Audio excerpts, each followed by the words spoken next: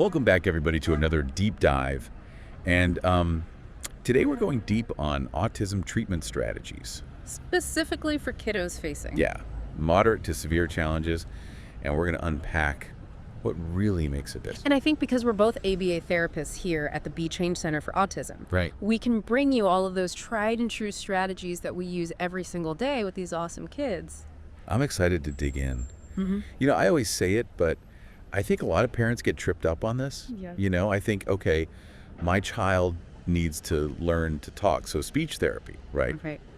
But then what they often discover is that there's this foundational piece that has to be in place first before any of those other therapies can really take hold. Absolutely. It's like wanting to build a skyscraper, but you just start slapping on, those fancy glass windows. Yeah, you got to have that strong foundation. And you need a super strong foundation to support everything else. Yeah. So what is that foundation? It's all about tackling. What's step one in this journey? It's all about tackling those behavioral challenges head on. Think of it like this. If a child is constantly battling sensory overload or having meltdowns because they can't communicate their needs, it's nearly impossible for them to focus on learning new skills, whether it's speech or anything else. Okay, that makes total sense. But how do we even begin to address those behavioral challenges? That's where Yeah, it can feel so overwhelming, especially when you're in the thick of it as a parent. applied behavioral analysis or ABA therapy comes in. Okay. It's all about understanding why a behavior is happening, what triggers it, and then teaching a child new, more effective ways to communicate and cope. Okay, break it down for me. What does ABA actually look like in practice? Imagine you're teaching a child to tie their shoes. Okay. In ABA, we wouldn't just say, okay, tie your shoes and expect them to do it. Hey. Instead, we break it down into tiny, manageable steps. Okay. First, we might just reward them for touching the laces, Ah. then for making a loop. And slowly, step by step, we build up to the final goal using positive reinforcement along the way. So it's not just about stopping bad behavior. It's about teaching new skills and giving them the tools to succeed. Exactly. Yeah. And what's so cool about ABA is that it's super data-driven. Okay. We're constantly tracking progress, noticing patterns, and tweaking the approach based on what's working for each individual child. I think that data part is key, isn't it? Absolutely. Because what might work for one child might not work for another. Absolutely. It's not a one-size-fits-all thing. Right. For example, one child might respond really well to verbal praise, while another might be super motivated by earning stickers. Okay. We figure that out by looking at the data and adjusting accordingly. That's such a relief for parents to hear. It's not about guessing. It's about having a plan and constantly refining it to meet the child's needs. Right. I remember working with a little boy, let's call him Sam, who would get really frustrated when he couldn't communicate what he wanted. Oh, yeah. And this often led to him throwing things. We discovered that Sam was actually very visual, so we started using picture cards to help him express himself. Oh. Instead of throwing a toy when he wanted it, he could point to the picture of the toy. Oh, wow. It was like a light bulb went off. Yeah. That visual aspect is so important for many kids on the spectrum, isn't it? Oh, absolutely. I've seen it make a huge difference in my own practice. It's all about finding what clicks for each individual child. Yeah. And that brings us to another crucial point. Often, those challenging behaviors are actually a form of communication. What do you mean? Well, think about it. If a child doesn't have the language to express their needs or they're feeling overwhelmed by sensory input, they might lash out, have a meltdown, or engage in repetitive behaviors. Exactly. It's their way of saying, hey, something's not right here. I can see how parents would misinterpret that, thinking that the child is being defiant or manipulative. That happens all the time, unfortunately. But as ABA therapists, we're trained to look beyond the surface behavior and try to understand the root cause. Why is the child acting this way? What are they trying to communicate? So it's like being a detective uncovering those hidden messages behind the behavior. That's a great way to put it. Yeah. And once we understand those messages, we can start teaching the child more appropriate ways to communicate. And how do you do that? Positive. How do you help a child who's used to expressing themselves through those challenging behaviors learn to communicate differently? Positive reinforcement is key. So instead of focusing on punishing the unwanted behavior, we reward those small steps toward better communication. Okay. Like if a child usually cries when they want a drink, we might praise them for pointing to their cup instead, Okay. even if they still cry a little. We want to reinforce any attempt at using a more appropriate way to ask for what they need. That makes sense. So it's about shifting the focus away from the negative and towards those glimmers of positive communication. Precisely. Yeah, no matter how small they might seem. It's about helping them build a new toolbox filled with effective communication skills so they don't have to rely on those old, less effective ways of expressing themselves. Now, I know we've touched on sensory challenges a bit already, but I think it's worth diving a little deeper into that connection between sensory overload and those challenging behaviors. Oh, absolutely. Yeah. Sensory processing differences are a huge piece of the puzzle for many kids on the spectrum. Okay. And when you think about it, it makes total sense. Imagine being bombarded by loud noises, bright lights, scratchy clothes all at once. Yeah. It would be incredibly overwhelming for anyone, let alone a child who's already struggling to process sensory information. No wonder those meltdowns happen. Yeah. It's like their sensory system is on overdrive and they don't have the tools to regulate themselves. Exactly. Yeah.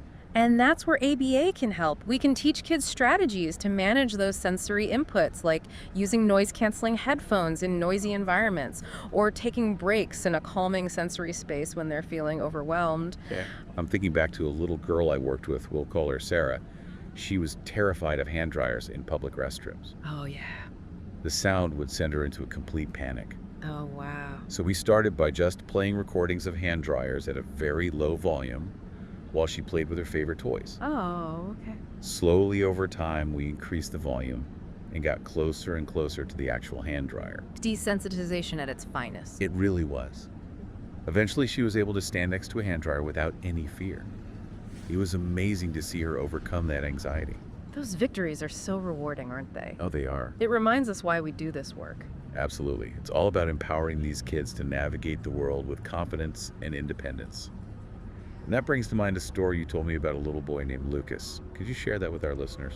Of course. Lucas was a little guy who, when we met him, was completely nonverbal and had a lot of sensory sensitivities. Family gatherings were especially tough for him. All the noise and commotion would send him into meltdown mode, which meant his family was constantly on edge and couldn't really enjoy themselves. Oh, that's so heartbreaking. It really is. Yeah, for both the child and the family. But with Lucas, we knew we had to start small. Okay. We began by using positive reinforcement to encourage him to use simple gestures, like pointing to a picture of a juice box when he was thirsty. Then we gradually introduced him to different sounds, starting with recordings and then moving to real-life situations. So it was that gradual desensitization again, but applied to sounds instead of the hand dryer. Exactly. And slowly but surely, Lucas started to make progress.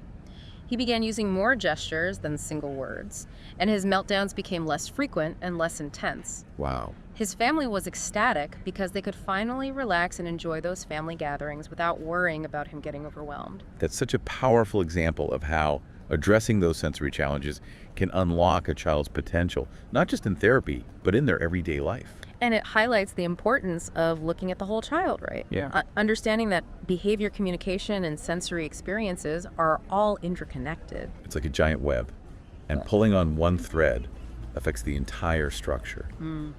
So for parents who are just starting this journey, what are some key takeaways they should keep in mind? Consistency. Yeah, what's the most important advice you can give them? Consistency is absolutely crucial. Okay. The strategies we use in ABA therapy are most effective when they're practiced, not just during sessions, but at home and in all those everyday situations. Yeah. It's about creating a consistent and supportive environment where those new skills can really take root and flourish. It's like learning a new language. You Yeah. would just study it for an hour a week and expect to become fluent, right? Exactly. You need to immerse yourself in it as much as possible. And that's where open communication between parents, therapists, and anyone else involved in the child's care becomes so important. Right. We all need to be on the same page, sharing observations, adjusting strategies, and working together as a team. Collaboration is key because remember, each child's journey is unique. Absolutely. What works for one child might not work for another, and that's okay. That's so important. We need to be flexible and adapt our approach based on the child's individual needs. And that's where the power of a team approach really shines. Yeah. Because autism treatment isn't just about ABA therapy. Right. It's often about bringing in other specialists, like speech therapists and occupational therapists, to address different aspects of the child's development. So you're talking about building a comprehensive treatment plan, right? Exactly. Yeah, where each therapy is like a piece of the puzzle. Yeah. And when you put those pieces together, you get a complete picture of the child's needs and how to support them. And that's something we'll delve into more deeply in the next part of our deep dive. Awesome. I can't wait. We'll explore how those other therapies, like speech and OT, fit into the picture, and how a strong foundation in ABA can set the stage for success in those other areas. I'm looking forward to unpacking that further. Yeah. But for now, we'll leave our listeners with that powerful image of teamwork and collaboration. Remember, you're not alone on this journey. Yes. There are experts and resources available to help you navigate this complex world of autism treatment. On each other. And each other. Your community. That's right. Other parents going through this too. Absolutely. You know, it's funny, when we talk about building that team for a child with autism, people often picture just the professionals. Right, but the doctors and the therapists. But the most important members are actually the parents. Absolutely. Parents are the experts on their own children. Yes. They know their quirks, their triggers, their passions, things we as therapists might miss. Right. And sometimes just that simple shift in perspective can make a world of difference. Like, I'm working with a little girl right now who loves dinosaurs. She's obsessed. But during therapy sessions, she just wasn't engaging. So what did you do? Try to distract her with other toys? I did at first, but it wasn't working. Okay. Then her mom mentioned how much she loved pretending to be a paleontologist digging for dinosaur bones in the backyard. Oh. So we incorporated that into our sessions. Okay. We hid bones, aka colorful blocks, Right. in a bin of sand, gave her tools and let her dig. I bet she was thrilled. She was so engaged, and we were able to work on fine motor skills, following instructions, even some pre-academic concepts, all while she was having a blast digging for dinosaurs. It's amazing how those little insights from parents can unlock a child's potential in therapy. It's a true partnership. It really is. And speaking of partnerships, let's talk about those other key players on the autism treatment team: occupational therapists and speech therapists. Okay, let's start with OT. I know a lot of people think OT is just about helping kids with sensory issues, but it's so much more than that, isn't it? Oh, absolutely. Occupational therapists are like the masters of functional independence. They help kids develop the skills they need to participate in everyday activities, from getting dressed and eating to playing with friends and navigating social situations. It's about helping them thrive in their environment no matter what challenges they face. Exactly. And yes, sensory integration is a big part of that. But OTs also work on things like fine motor skills. Okay. Think handwriting, buttoning clothes, using scissors. Uh, They also address gross motor skills like coordination, balance, and strength, which are crucial for things like playing on the playground or participating in sports. So it's like they're giving kids the tools to navigate the physical world with confidence. I remember working with a little boy who had such difficulty with handwriting. Oh, yeah. His grip was too tight, and he would get so frustrated that he'd often refuse to even try. That's so common. Handwriting can be really tough for kids with sensory processing differences. It is. Yeah. But his OT had this brilliant idea of having him practice writing letters in shaving cream. Shaving cream. That's awesome. Right. It provided that sensory input he needed, and it made the whole process less intimidating. He actually started looking forward to writing practice. Wow. And over time, his grip loosened up, his handwriting improved, and his confidence soared. I love those creative solutions. OTs are amazing at thinking outside the box like that. You really are. Yeah. Okay, so we've got OT, which focuses on that physical functional independence. Yeah. Now, what about speech therapy? How does that fit into the overall treatment picture?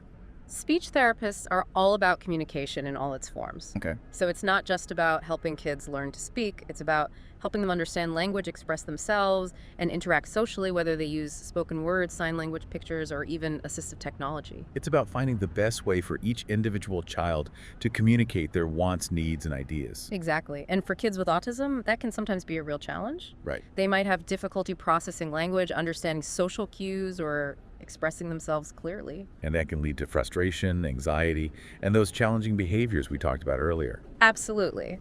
But a good speech therapist can help break down those communication barriers. They can teach kids how to use their voices effectively, how to understand what others are saying, and how to navigate those tricky social situations. And I imagine they use a variety of tools and techniques depending on the child's individual needs. Oh, definitely. They might use things like picture cards, social stories, role-playing, even computer programs and apps. And here's where that strong foundation in ABA comes into play again. How so? Well, remember how we talked about ABA teaching kids those foundational skills like sitting still, following instructions, and managing their behavior? Yes.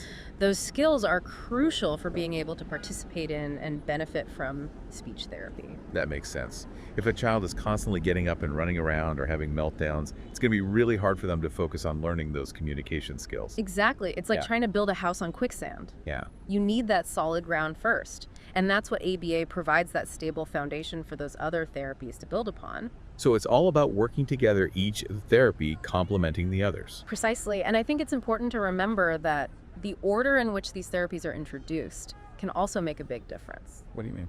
Well, like we've been saying, ABA is often that first step focusing on those core behavioral and self-regulation skills. Okay. Then once a child has made some progress in those areas, they might be ready for more focused work on communication with the speech therapist or on those functional skills with an OT. So it's not about saying one therapy is better than another. It's about understanding the logical progression, right? Exactly. It's like learning to crawl before you walk Right. or building a pyramid. Okay. You start in the strong base and then build upward. And sometimes that journey might involve exploring other treatment options as well, like medication or alternative therapies. That's true. And it's important for parents to have all the information they need to make informed decisions about what's best for their child. So let's talk about medication for a moment. I know it can be a controversial topic, but it's important to approach it with an open mind and understand the potential benefits and risks. Absolutely. It's crucial to remember that medication is not a cure for autism. Right. But for some kids, it can be a helpful tool for managing specific symptoms like anxiety, hyperactivity, or difficulty sleeping. So it's about improving their quality of life and making it easier for them to participate in therapies and engage with the world around them. Exactly. And it's important to work closely with a qualified medical professional Right. to determine if medication is appropriate, what type of medication might be most beneficial, and what the potential side effects might be. Because just like with any medication, there are always potential risks and benefits to weigh. Right. And it's important to remember that medication should always be used in conjunction with those evidence-based therapies we've been discussing, not as a replacement for them. It's about finding the right balance, the right combination of treatments that works best for each individual child. And that might involve exploring alternative therapies as well, like dietary changes, supplements, or sensory integration techniques. And while some of these alternative therapies have shown promise in anecdotal reports, it's important to approach them with a healthy dose of skepticism and to rely on evidence-based practices whenever possible. Absolutely. It's easy to get caught up in the hype, especially when you're desperate to help your child. But it's crucial to remember that not everything that's marketed as a cure or a miracle treatment actually lives up to those claims. So how can parents navigate this confusing world of treatment options and make informed decisions? First, What advice would you give them? first and foremost, do your research. Okay. Talk to trusted medical professionals, connect with other parents who have been through similar experiences, and stay informed about the latest research and evidence-based practices. And don't be afraid to ask questions. Yes. If something doesn't feel right, or you're not comfortable with a particular treatment approach, speak up. You are your child's best advocate. And remember, there's no one-size-fits-all solution. What works for one child might not work for another. So it's all about finding the right combination of treatments that addresses your child's individual needs and helps them reach their full potential. And that might involve some trial and error along the way. Absolutely. It's a journey, not a destination. And sometimes the most important thing is simply to trust your gut and follow your heart. Well said. Now, I know we covered a lot of ground today, but before we wrap up this part of our deep dive, I want to take a moment to address some of those common myths and misconceptions about autism treatment that we often hear. Oh yes, let's debunk some of those myths. Yeah. Because there's so much misinformation out there, and it can be really confusing for parents who are trying to do what's best for their child. So myth number one, there's a cure for autism. Oh boy, if I had $1 for every time I've heard that one. Right. Here's the truth. Autism is not a disease, it's a neurodevelopmental difference. Okay. It's a part of who a person is, and there's no magic pill or treatment that can cure it. And that's okay, Right. because autism is not something that needs to be fixed. Right. It's about understanding and supporting each individual's unique strengths and challenges. Exactly. And trying to cure autism is like trying to cure someone of being left-handed. Right. It's not about erasing who they are, it's about helping them thrive in a world that's not always designed with their needs in mind. Myth number two, all autism treatments are the same. Oh, how I wish that were true. Right. It would make our jobs a lot easier. For sure. But the reality is autism is a spectrum disorder, which means every individual's experience is different. Right. And that means their treatment needs to be individualized as well. So what might work for one child might not work for another, and it's all about finding the right fit. Exactly. And there's a wide range of evidence-based treatment options available, from ABA therapy to speech therapy to occupational therapy and beyond. Right. It's not about finding the one right way, it's about finding what works best for each individual child and their family. Myth number 3. Medications are the only answer. We touched on this earlier, but it's worth reiterating. While medication can be helpful for managing certain symptoms, it's not a cure-all, and it's not always necessary. It's about finding the right balance. Right. Yeah. Sometimes a combination of therapy and medication might be the best approach, while other times therapy alone might be sufficient. And remember, medication should always be used under the guidance of a qualified medical professional, and the decision to use medication should be made collaboratively with the child's family and treatment team. So we've debunked some myths, we've explored the importance of teamwork and collaboration, and we've talked about the various treatment options available. What else is important for parents to keep in mind as they navigate this journey? You know, sometimes amidst all the therapies and appointments and research, it's easy to lose sight of the most important thing, the child themselves. That's such a crucial point. It's easy to get caught up in the fixing and forget about the joy, the connection, the simple act of being present with your child. Right. And it's important to remember that children with autism are just that. Children, they need love, acceptance, and understanding, just like any other child. And they have so much to teach us. Their unique perspectives, their passions, their way of seeing the world. It's all so valuable. Absolutely. So amidst all the therapies and strategies, don't forget to simply enjoy your child, celebrate their successes, embrace their quirks, and let them know that they are loved and accepted exactly as they are. That's beautiful. And I think it's a perfect note to end this part of our deep dive on. We've explored the complexities of autism treatment, but ultimately it all comes back to that simple message of love, acceptance, and hope. And in the next and final part of our deep dive, we'll explore what the future holds for autism treatment, looking at the latest research and innovations that are shaping the field and giving us even more reason to be hopeful. It's inspiring to think about how far we've come in understanding and treating autism. But what's even more exciting is to imagine what the future holds. Oh yeah, it really is a dynamic field. There's so much incredible research happening right now, exploring everything from the role of genetics to the potential of cutting-edge technology. Okay, let's talk genetics first. I know there's been a lot of buzz about personalized medicine and how it could revolutionize autism treatment. Right. Scientists are starting to unravel the complex interplay of genes that contribute to autism, and this knowledge could pave the way for more targeted and effective treatments. So instead of a one-size-fits-all approach, we might be able to tailor treatments based on an individual's unique genetic makeup. Exactly. Imagine being able to identify which therapies or medications are most likely to be effective for a specific child based on their genetic profile. That would be game-changing. Yeah, it would take a lot of the guesswork out of the process and hopefully lead to better outcomes for kids. It's still early days, but the potential is enormous. And speaking of potential, let's talk about technology. Oh yes. I'm fascinated by how technology is being used to support individuals with autism. I've heard about everything from apps that help with social skills to robots that provide companionship and support. It's amazing to see how creative developers are getting.